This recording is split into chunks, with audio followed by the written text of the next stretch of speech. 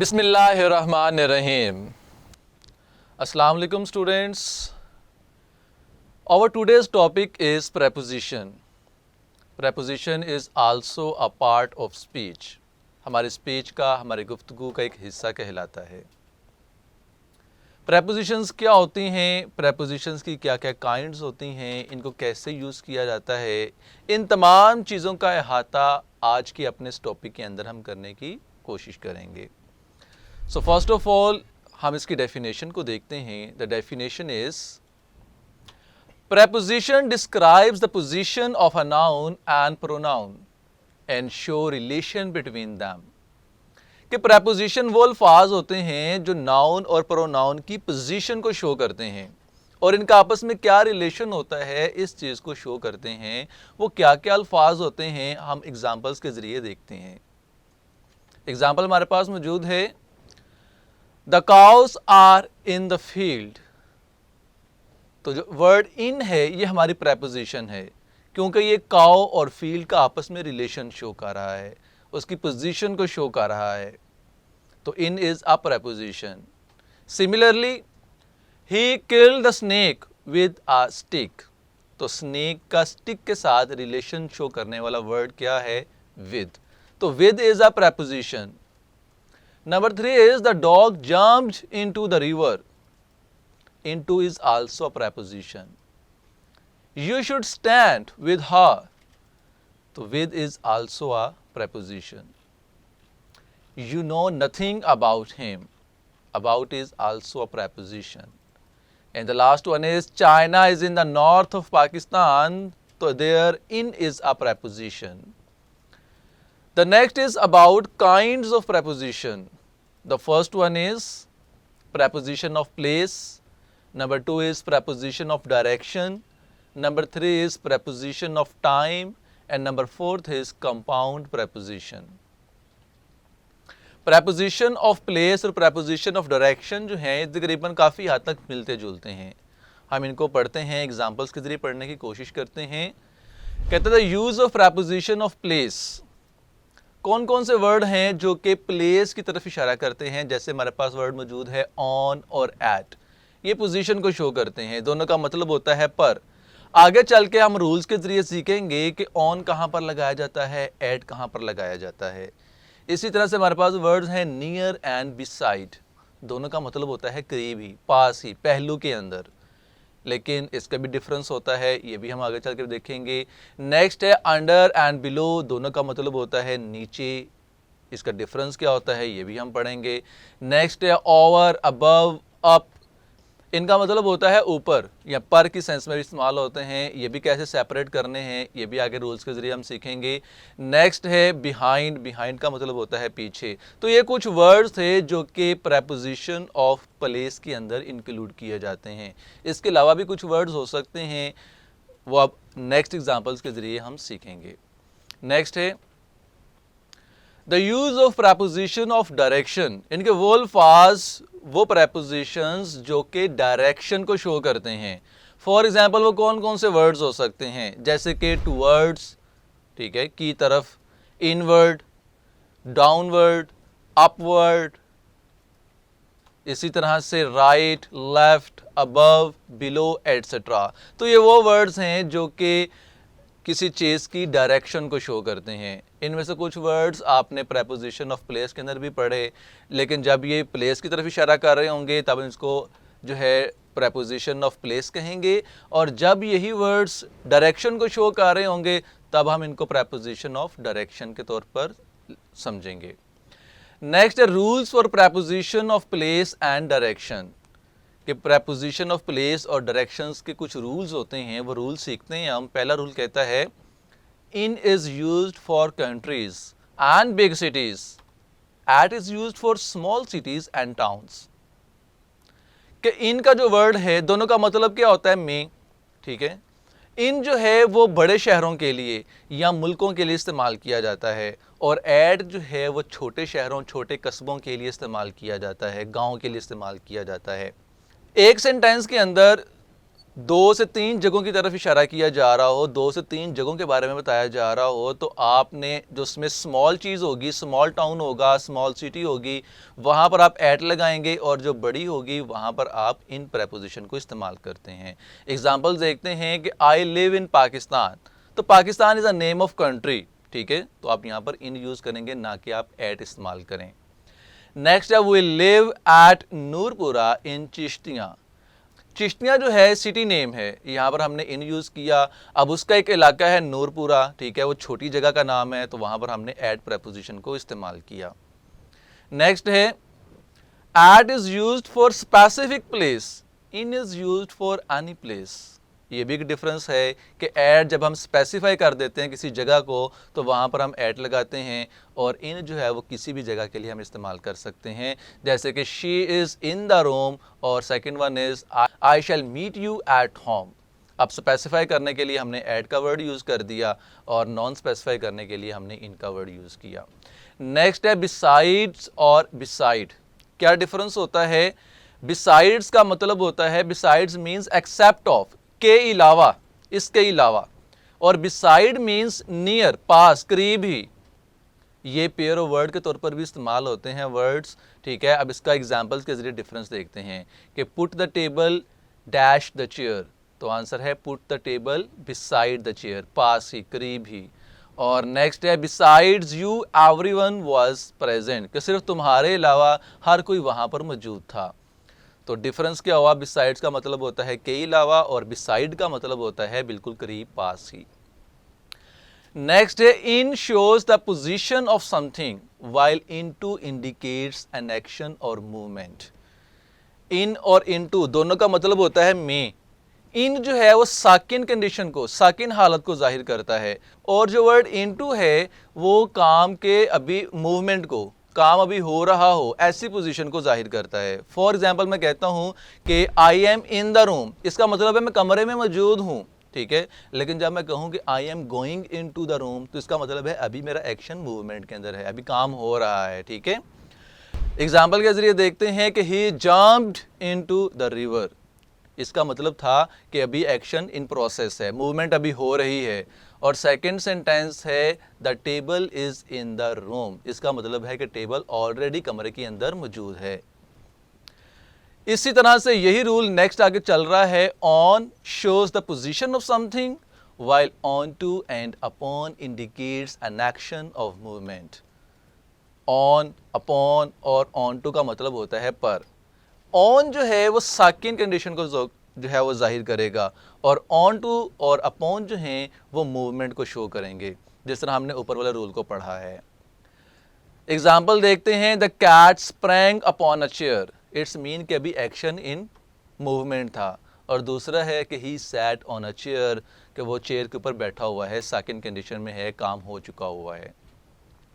Next है below और under के दरमियान डिफरेंस। तो कहता है below is used when one thing is not directly under another, while under is used when something is covered by what is over it.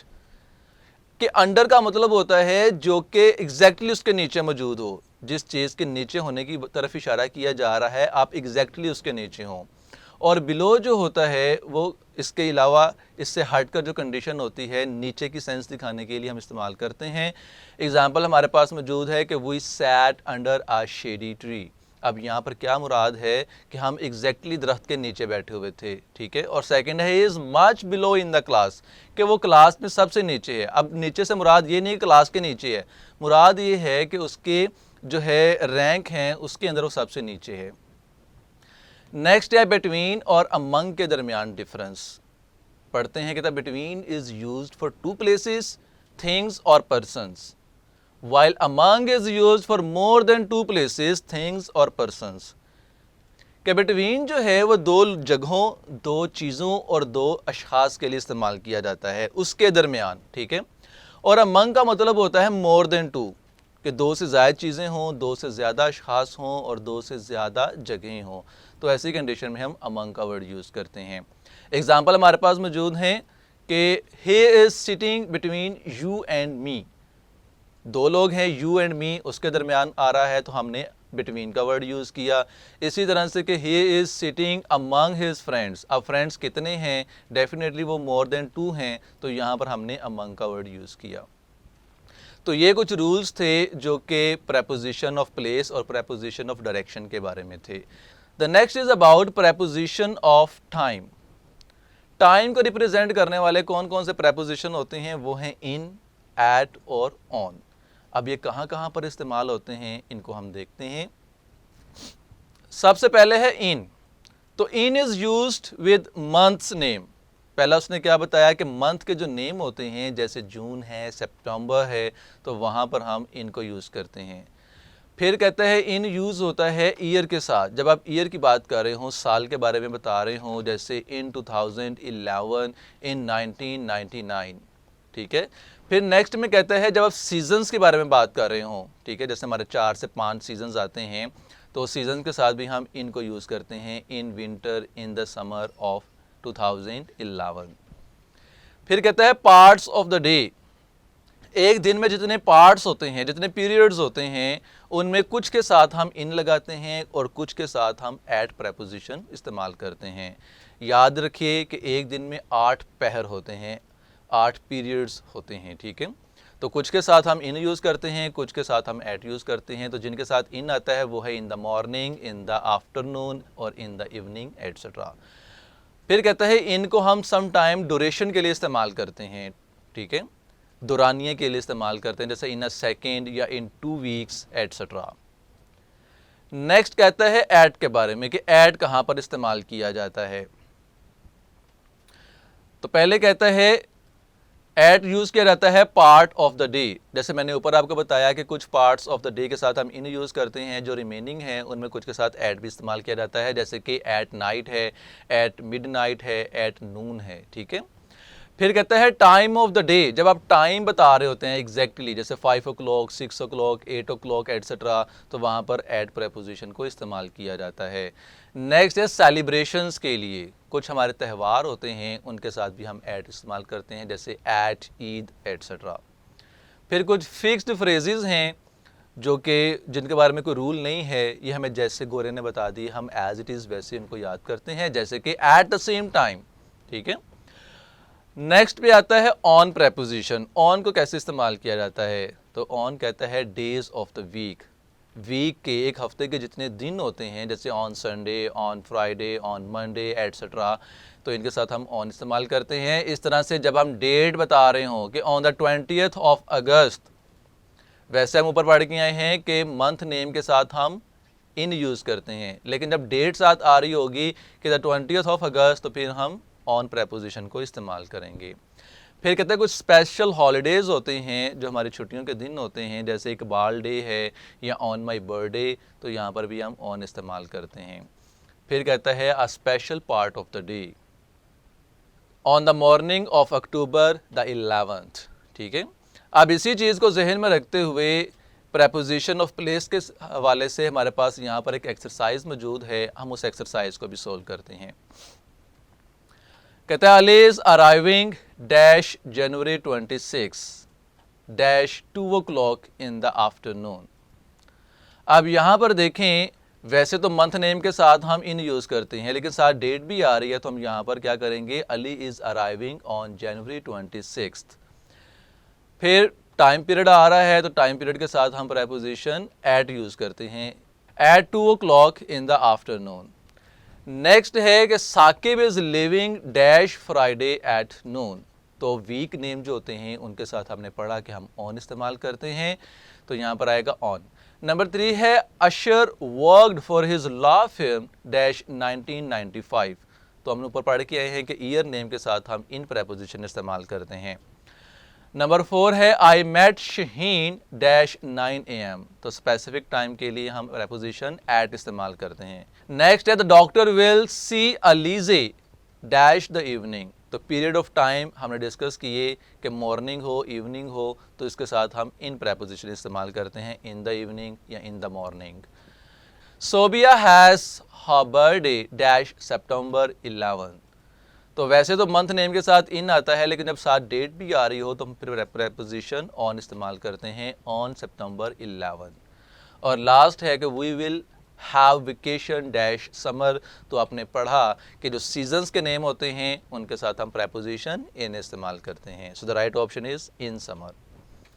इसके बाद है कंपाउंड प्रेपोजिशंस। कंपाउंड प्रेपोजिशंस क्या होते हैं? Compound prepositions are formed by prefixing a preposition to noun, an adjective और an adverb.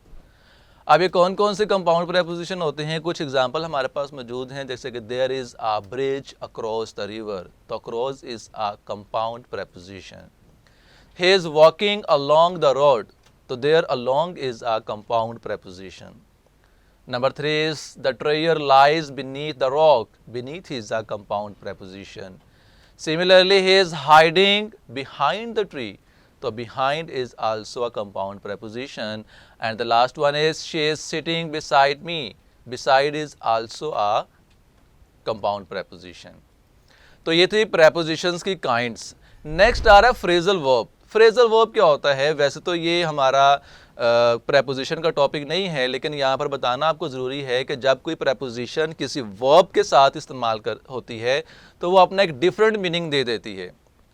कैसे? देखते हैं एग्जांपल के ज़रिए।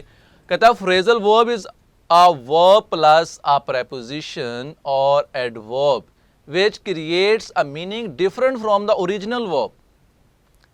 फॉर एग्जाम्पल ओरिजिनल वर्ड है कॉल। अब कॉल का मतलब होता है पुकारना या बुलाना, ठीक है, आवाज़ देना।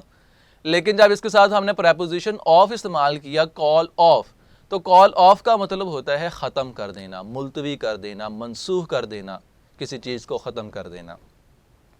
तो देखें कि कॉल के साथ जब ऑफ लगाया तो एक नया मीनिंग बन गया। इसी तरह से कम का मतलब होता है आना। अगर इसके साथ आप बाय का वर्ड इस्तेमाल कर देंगे, कम बाय, तो मतलब होता है हाथ लगना। इसी तरह से गेट का मतलब होता है हासिल करना, लेकिन गेट एट का मतलब होता है पहुंचना। इसी तरह से लुक का मतलब होता है देखना, और लुक अपॉन का मतलब होता है कि एहतराम करना, इज़्ज़त करना, अदब करना। तो ये यहाँ पर आपको समझाना ज़रूरी था। तो यहाँ पर हमारा प्रेपोजिशन का जो टॉपिक है वो कंप्लीट होता है। उम्मीद करता हूँ कि आपने इसको अच्छी तरह से गौर से सुना होगा और समझा होगा।